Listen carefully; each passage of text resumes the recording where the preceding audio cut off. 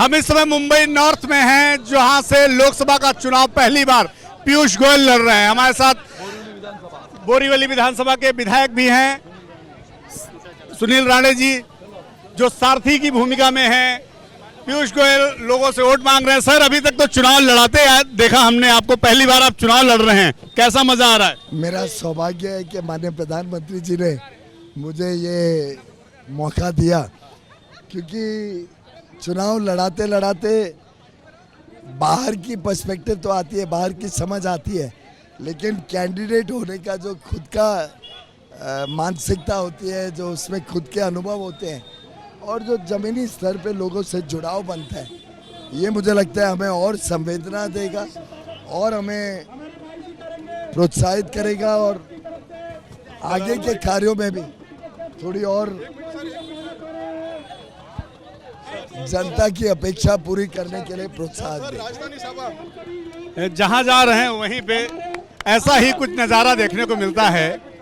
सुनील राणे जी के सारथी गाड़ी चला रहे हैं। क्यों सर, क्या मतलब ये गाड़ी कितनी लंबी आगे चलने वाली है? ये बहुत गाड़ी लंबी चलेगी आदरणीय मोदी जी के नेतृत्व में। जैसे देश चल रहा है वैसे ये गाड़ी चलेगी। गाड़ी चल रही है। पीयूष जी, मैंने देखा पिछले 10 सालों में, जब भी देखा अमित शाह की अगुवाई में पीयूष गोयल, धर्मेंद्र प्रधान, भूपेंद्र यादव, 3-4 ऐसे लोग थे जो चाहे राज्यों के चुनाव हो, चाहे वो लोकसभा का चुनाव हो, हर चुनाव में जब 4-5 लोगों की जरूरत होती थी तो पीयूष गोयल उसमें एक होते थे। लेकिन ऐसा लग रहा है कि पीयूष गोयल थोड़ा सा अपने चुनावों में ही उलझ गए हैं, तो आपको लगता नहीं कि ये एक अलग भूमिका हो गई? पहली बात तो हम सब मोदी जी के सिपाही हैं, कार्यकर्ता है भारतीय जनता पार्टी के, और जो भूमिका, जो कर्तव्य, जो काम माननीय मोदी जी और पार्टी देंगे, हम उसको निभाने के लिए अपना जी जान देने के लिए तैयार हैं। हमारा सौभाग्य रहा कि उनसे बहुत कुछ सीखने को मिला। सौभाग्य रहा कि अलग अलग चुनाव में जाकर एक अनुभव भी बढ़ा। इस चुनाव में भी मैं अपने क्षेत्र में भी प्रचार कर रहा हूँ, पर तेलंगाना भी गया, दिल्ली भी गया, आंध्र प्रदेश भी गया। जो पार्टी जहाँ भेजती है वहाँ चुनाव प्रचार भी कर रहे हैं। पार्टी के बाकी जो काम रहते हैं चुनाव से संबंधित वो भी कर रहे हैं, जो पार्टी अपेक्षा करती है। पर एक अच्छी बात है कि नए कार्यकर्ता भी तैयार हो रहे हैं और नए कार्यकर्ता नई बड़ी जिम्मेदारी बखूबी निभा रहे हैं, जिससे पार्टी आगे अगली पीढ़ी को भी तैयार कर पा रही है। इस पार्टी का अभी लंबा भविष्य है। विश्व की सबसे बड़ी पार्टी है। अब भारत को विश्व का सबसे ताकतवर देश बनाने के लिए भारतीय जनता पार्टी प्रधानमंत्री मोदी जी के नेतृत्व में प्रतिबद्ध है। ये इस सीट पर आपके सामने कांग्रेस उम्मीदवार के साथ शिवसेना, एनसीपी सब एक साथ हैं, आपको लग शिवसेना मेरे साथ है, एनसीपी मेरे साथ है। शिवसेना उद्धव ठाकरे एक स्प्लिंटर ग्रुप जो परिवार के आगे कुछ देख नहीं सकता और उनके पीछे परिवार के अलावा कोई है नहीं। सब एमएलए तो अजीत दादा पवार के साथ है, सब एमएलए एमपी तो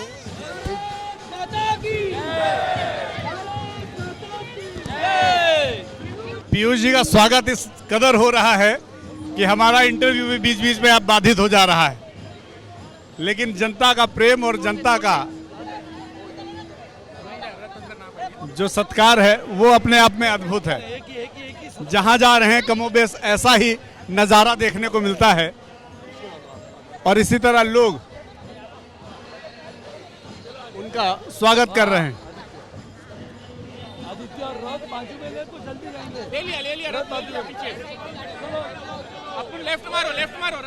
मैं देख रहा हूं जहां जा रहे हैं आपका कुछ इसी तरह स्वागत हो रहा है। जो प्यार और स्नेह आप देख रहे हैं जनता का, ये वास्तव में मोदी जी के लिए आशीर्वाद है। मैं जहां जा रहा हूं लोग चाहते हैं कि मोदी जी तक मैं संदेश पहुंचाऊं कि पूरा देश उनके साथ है और उन्होंने जो देशवासियों का हौसला बनाया, जिस प्रकार से उन्होंने आत्मविश्वास देश का बनाया है कि अब भारत रुकने वाला नहीं है, थकने वाला नहीं है और झुकने वाला नहीं है, ये लोगों को आकर्षित करता है।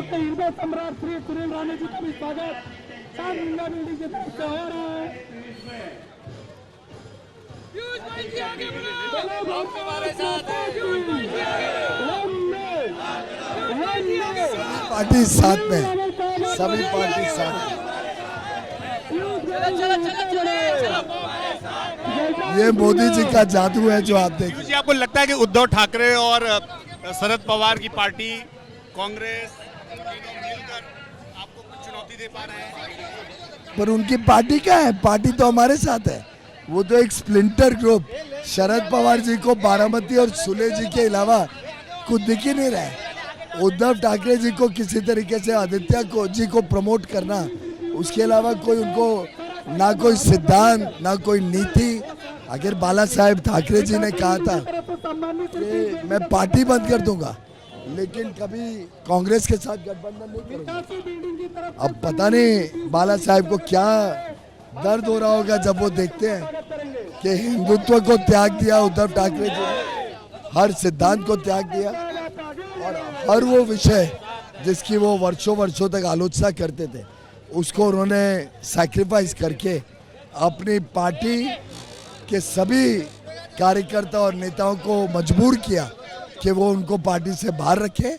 आज वो एक छोटी सी कुछ उबाटा करके छोटा सा ग्रुप के रूप में काम कर रहे हैं। जनता को पता है कि असली सेना कौन सी है, असली राष्ट्रवादी कौन सी है और जनता को सहानुभूति है कि मोदी जी और फडणवीस जी के साथ जो दगाबाजी, जो विश्वासघात उद्धव ठाकरे जी और शरद पवार जी ने बार बार किया, इसका मुंह तोड़ जवाब महाराष्ट्र की जनता उनको देगी। उसका एक नमूना आपके सामने आज दिख रहा है। पीयूष जी, लेकिन कांग्रेस मराठी नॉन मराठी का विषय उठा रही है, उसे कैसे देखते हैं? ये कांग्रेस देश को बांटने की, देश में विभाजन की सोच उनकी हमेशा रही है।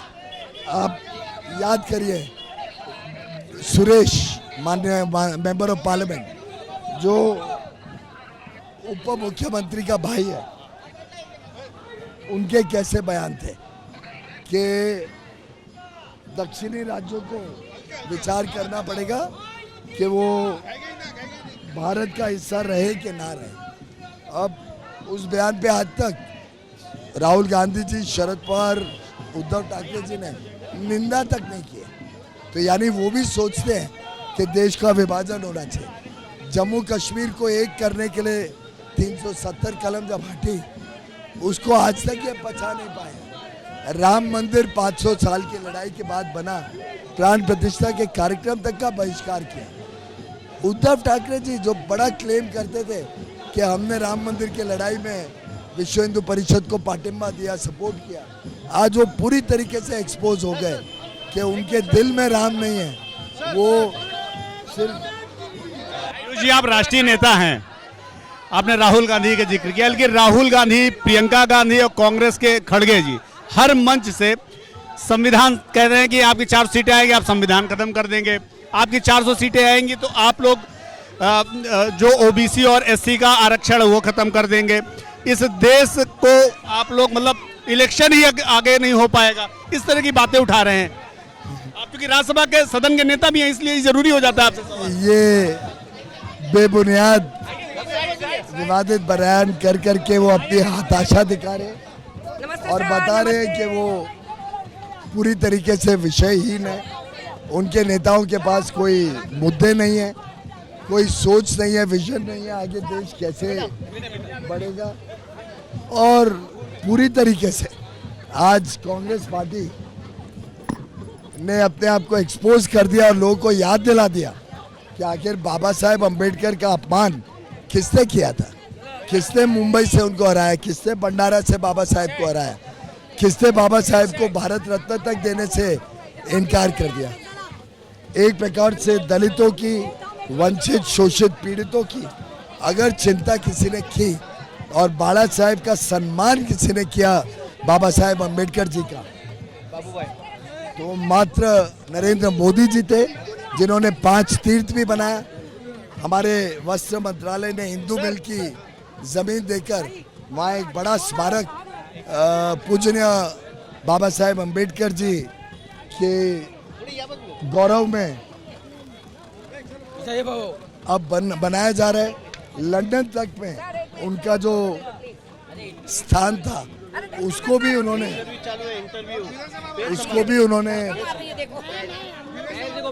खरीद कर फडणवीस जी ने एक मेमोरियल बनाया। तो मैं समझता हूँ बाबा साहेब अम्बेडकर जी का जितना सम्मान 5 टीम बनाए मोदी जी ने, ये सरकार ने किया है। शायद ही कभी कांग्रेस ने सपने में भी सोचा हो। हर मौके पर कांग्रेस ने उनका अपमान किया है और मैं समझता हूँ ये बात करके फिर एक बार कांग्रेस और उनके मित्र पक्ष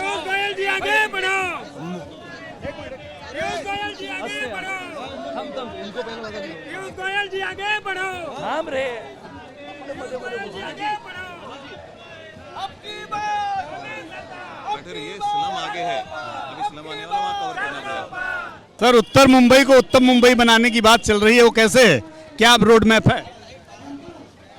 जब देश विकास की तरफ तेजी से बढ़ेगा तो स्वाभाविक रूप से महाराष्ट्र, मुंबई और उत्तर मुंबई को भी लाभ होगा। लेकिन मोदी जी ने हमें सिखाया है कि कभी छोटे लक्ष्य नहीं रखना, बड़े लक्ष्य, बड़े सपने देखे और उनको हकीकत में बदले। अब जैसे मेरे आने के थोड़े ही दिन बाद मुझे ध्यान में आया कि इस पूरे क्षेत्र में बड़ा अस्पताल नहीं है। आप सोचिए, पालघर से अंधेरी तक और बांद्रा तक कोई बड़ा अस्पताल मल्टी स्पेशलिटी मॉडर्न फैसिलिटीज़ का उत्तर मुंबई में नहीं है। और यहाँ सबसे ज़्यादा डेंसिटी ऑफ पॉपुलेशन है, लगभग 60-70 लाख लोगों के पॉपुलेशन एरिया में, जनसंख्या में कोई अस्पताल नहीं है। अब मेरे आने के बाद जैसे ही ध्यान में आया तो मैंने अलग अलग मित्रों से संपर्क किया। एक मित्र ने मंजूरी दी है कि 1000 बेड का मल्टी स्पेशलिटी अति आधुनिक अस्पताल अब वो उत्तर मुंबई में मागाताने मेट्रो स्टेशन के बाहर बोरीवली में, जहाँ मैं इसी क्षेत्र में बनाने जा रहे हैं। 400 बेड का उनकी कल्पना थी, मैं 400 तक बनाऊंगा और 4 लाख फुट का अस्पताल। काम भी हमने शुरू हुआ है देखा, लेकिन मैंने आग्रह किया कि नहीं भाई, 400 बेड से इतने बड़े क्षेत्र का उद्धार नहीं कर पाएंगे। तो मेरे आग्रह पे उन्होंने 1000 बेड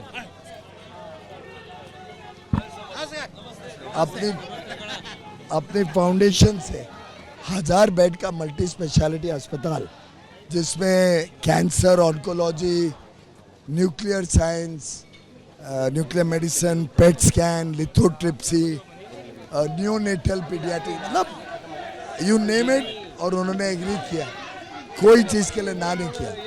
ये देश के अच्छे लोग हैं, इसका एक सबूत है। और मुझे विश्वास है कि मेरे आने से यहाँ की जो समस्याएं जनता से सामने आएंगी, ऐसे ही। और ये 4 साल में 400 बेड बनाने की सोच रहे थे। मैंने कहा धन्यवाद जी, सितंबर 2026 तक, यानी 2.5 साल में 400 बेड पूरा करो, जिससे 1000 बेड की तरफ हम जा सके। उन्होंने स्वीकार किया है और आज लोगों को इतना उत्साह है कि वर्षों की जो डिमांड शायद 30-35 साल से चल रही, उसको मेरे आते ही महीने भर में हमने रिजॉल्व किया है। यहाँ टॉप डॉक्टर्स रहते हैं इस क्षेत्र में, पर फैसिलिटी नहीं, 2-2 घंटे दूर जाते थे लोग। अब वो यहीं पे होगा। आयुष्मान भारत के सभी कार्ड धारक को भी ये फैसिलिटी उपलब्ध होगी। और मेरा मानना है ऐसे ही बड़ी चीज़ें, स्पोर्ट्स कॉम्प्लेक्स एक बनाने का हमारा इरादा है। जहाँ भी जा रहा हूँ ऐसे ही मुझे मिल रहा है। पीयूष गोयल और जनता के बीच का प्यार बिल्कुल अद्भुत है। लोग अपनी शुभेच्छा भी देख रहे हैं, आशीर्वाद भी दे रहे हैं और चाह रहे हैं कि पीयूष गोयल बड़ी मार्जिन से यहाँ चुनाव जीतें। और उसका ये नज़ारा देखिए। दरअसल ये वो इलाका है जो बोरीवली का इलाका, जहाँ से भारतीय जनता पार्टी हमेशा बहुत मजबूत रही है और भाजपा का प्रयास है कि ज़्यादा से ज़्यादा लीड इस इलाके से इस बार भी ली जाए। सर, एक बहुत गंभीर सवाल है मेरे मन में, यदि उद्धव ठाकरे फिर से भारतीय जनता पार्टी या एनडीए में आने की सोचें तो क्या वो तो हमारा शीर्ष नेतृत्व इन चीज़ों को तय करता है। लेकिन लोकसभा चुनाव से पहले से कहा जा रहा था कि शायद पीयूष गोयल जी उसमें मध्यस्थता करने के लिए तैयार हैं और आपसे कुछ संपर्क भी किया गया था? नहीं, मेरा इसमें ना कोई बातचीत हुई है ना कोई संपर्क हुआ है। कोई संभावना भी देखते नहीं? वो तो नेता तय करेंगे, मुझे जानकारी नहीं है। और हमारा गठबंधन शिवसेना के साथ है।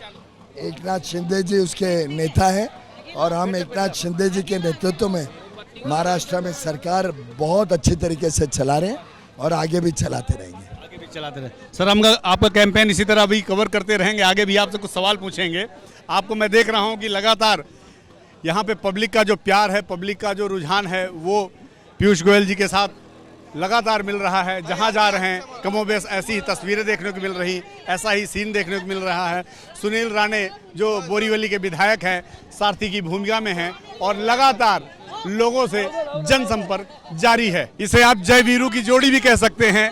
जय गाड़ी चला रहे हैं और वीरू इस समय लोगों से अपने कैंपेन में अपने लिए समर्थन मांग रहे हैं। Thank you sir, thank you so much.